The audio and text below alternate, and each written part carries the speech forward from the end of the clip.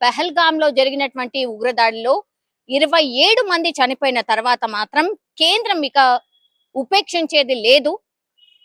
ఖచ్చితంగా పాకిస్తాన్ మీద ఉక్కుపాదం మోపాల్సిందే అని డిసైడ్ అయింది. కాబట్టే వెంటనే కీలక నిర్ణయాలు కూడా తీసుకుంది. అట్లాగే ఉగ్రవాదుల కోసం పూర్తిగా అన్ని అష్ట దిగ్బంధనం అంటారు కదా, అట్లా పూర్తిగా రంగంలోకి దిగింది. అట్లాగే ఎన్కౌంటర్ కూడా జరిగినట్టుగా కొంత వార్తలు వస్తున్నాయి. అట్లాగే ఇంకోటి ప్రచారం ఏముంది అని అంటే, వీళ్ళు అంటే ఇప్పుడు మొన్న ఉగ్రదాడి చేసినటువంటి వాళ్ళు 4 5 వాళ్ళ కోసం వేట కొనసాగుతుండగా కేవలం వీళ్ళు 5 మాత్రమే కాదు, ఒక 50 గ్రూపులు ఇట్లా జమ్మూ కాశ్మీర్ ప్రాంతం మొత్తంగా, హిమాచల్ ప్రదేశ్ ఇట్లాంటి ప్రాంతాలు మొత్తంగా కూడా వీళ్ళు ఉన్నట్టుగా 50 గ్రూపులని ట్రైనప్ చేసి ఇట్లా రంగంలోకి దించినట్టుగా.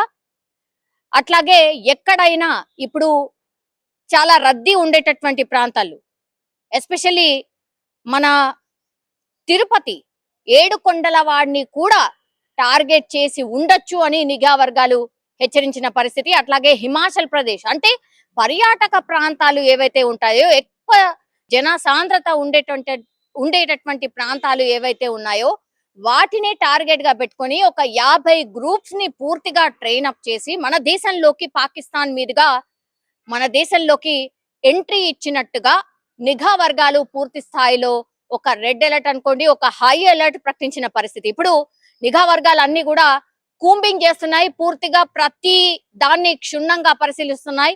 మనకు తెలుసు తిరుపతి ఏడుకొండల వాడికి దగ్గరికి వెళ్ళాలంటే కూడా ఒక అంచెనో 2 అంచెలు ఉండేది, ఇప్పుడు 5-6 అంచెలు కూడా దాటుకొని వెళ్లాల్సిందే. ప్రతి వస్తువు, ప్రతి కార్ ఏదైనా సరే కొండపైకి వెళ్ళాలంటే పూర్తిగా క్షుణ్ణంగా పరిశీలించిన తర్వాత మాత్రమే ఎలా చేస్తున్న సిచ్యువేషన్. సో హై అలర్ట్ ఉంది పూర్తిగా భారతదేశం అంతటా కూడా హై అలర్ట్ ఉంది. ఎస్పెషల్లీ మన హైదరాబాద్ కి, అట్లాగే ఢిల్లీకి, దెన్ హిమాచల్ ప్రదేశ్ నేను చెప్పినట్టుగా అగైన్ జమ్మూ కాశ్మీర్, అట్లాగే తిరుపతి ఇట్లాంటి ప్రాంతాలను కూడా హై అలర్ట్ గా ఉంది. ఎక్కడంటే అక్కడ అడుగడుగునా కూడా ఎప్పుడు ఎవరు చెకింగ్ చేసినా సరే సహకరించాల్సిందే, చెకింగ్ మస్ట్ అన్నమాట. ఇప్పుడు ఈ సిచ్యువేషన్ లో ఉంది. నిన్ననే కేంద్రం ఒక నిర్ణయం తీసుకుంది. అది ఏంటి అని అంటే, ఇక్కడున్న వాళ్ళు అందరూ అక్కడికి అంటే మీ దేశానికి వెళ్ళిపోండి 48 గంటల్లో. ఒకటి, పాకిస్తాన్ వాళ్ళు ఇండియాలోకి ఎంట్రీ ఇవ్వాలన్నా కూడా నో మోర్ ఎంట్రీ, పాకిస్తాన్ వాళ్ళు ఇంకా ఇండియా లోపలికి ప్రవేశం లేదు. ఇవి 2 అత్యంత కీలకమైనటువంటి విషయాలు. అయితే ఇక్కడ ఒక పర్సన్, ఎస్పెషల్లీ ఒక పర్సన్ గురించి మాట్లాడుతున్నారు. ఈమె పేరు వచ్చేసి సీమా హైదర్. ఈమె పాకిస్తాన్ నివాసి. యాక్చువల్లీ కొన్ని ఇయర్స్ కిందనే ఆమె భర్తను వదిలేసి, ఆమెకు 4 పిల్లలు ఆల్రెడీ. సో ఆ 4 పిల్లల్ని తీసుకొచ్చి ఇక్కడ ఆన్లైన్ గేమ్ ఆడుతూ పరిచయమైనటువంటి భారతవాసిని పెళ్లి చేసుకుందామని వచ్చింది. అప్పట్లో సంచలనమైంది. సో ఇంకా కూడా ఆమె పాకిస్తాన్ పౌరురాలే, కానీ ఒక హిందుస్థానీని పెళ్లి చేసుకుంది. మళ్ళీ మొన్ననే రీసెంట్లీ ఒక బిడ్డకు కూడా జన్మనిచ్చినటువంటి పరిస్థితి. పాకిస్తాన్ పౌరురాలు హిందుస్థాన్ మన ఇండియన్ ఎవరైతే ఉన్నారో ఇండియన్ వ్యక్తిని పెళ్లి చేసుకున్న తర్వాత ఒక బిడ్డకు కూడా జన్మనిచ్చింది. ఇప్పుడు పూర్తిగా ఆమెకు పిల్లలు ఎంతమంది అంటే 5. అంటే మొదటి భర్త పాకిస్తాన్ వాసి, 4 పిల్లలు ఉన్నారు. భర్తను వదిలేసి ఆమె ఇండియాకు తిరిగి వచ్చేసింది. అట్లాగే ఇక్కడ ఒక బిడ్డకు కూడా జన్మనిచ్చినటువంటి పరిస్థితి. ఇప్పుడు ఈమె వార్త పూర్తిగా ట్రెండింగ్ గా మారిన సిచ్యువేషన్. ఎందుకంటే ఇప్పుడు కేంద్రం పాకిస్తాన్ దేశం విడిచి వెళ్లిపోవాలని ఆదేశించింది. సో సీమా హైదర్ కూడా ఇప్పుడు వెళ్లిపోవాల్సిందేనా? ఎందుకంటే ఆమెకు ఇండియా పౌరసత్వం లేదు, ఆమె పాకిస్తానీ మహిళ. 48 గంటల్లో మీరు వెళ్లిపోవాల్సిందే అని చెప్పారు. కాబట్టి ఇప్పుడు సీమా హైదర్ పరిస్థితి ఏంటి? ఆమె కూడా వెళ్లిపోవాల్సిందేనా?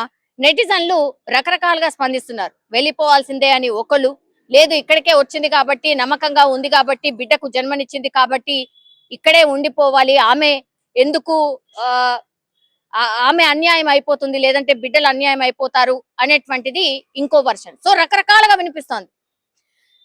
కానీ 32 ఏళ్ల ఈ సీమా హైదర్ పాకిస్తాన్ లోని సింధ్ రాష్ట్రం జకోబాబాద్ కు చెందిన ఆమె. ఈమె ఆల్రెడీ 4 పిల్లలు ఉన్నారు. నేను ఇంతకు ముందు చెప్పినట్టుగా భర్తనేమో ఉద్యోగం కోసం దుబాయ్ కి వెళ్ళినటువంటి పరిస్థితి. అయితే ఆన్లైన్ గేమ్స్ ఆడుతూ ఆడుతూ మన ఇండియాకు సంబంధించినటువంటి యువకుడు సచిన్ మీనాతో ఆమె ప్రేమలో పడడం, ఆ తర్వాత నలుగురు పిల్లల్ని తీసుకొని ఆమె ఇక్కడికి వచ్చేయడం అయితే జరిగింది.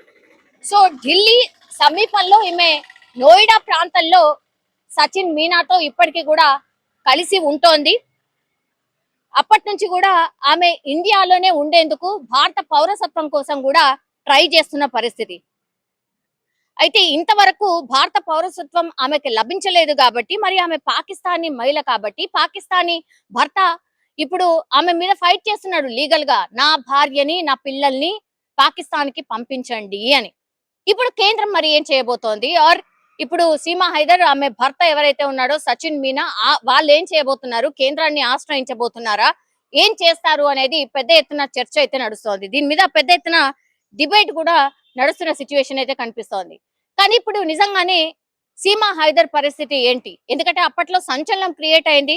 ఒక పాకిస్తానీ మహిళ భర్తను వదిలేసి ఇక్కడ ఉన్నటువంటి ఆయనతో ప్రేమలో పడి పెళ్లి కూడా చేసుకుంది అనేటువంటిది పెద్ద ఎత్తున చర్చ నడిచింది.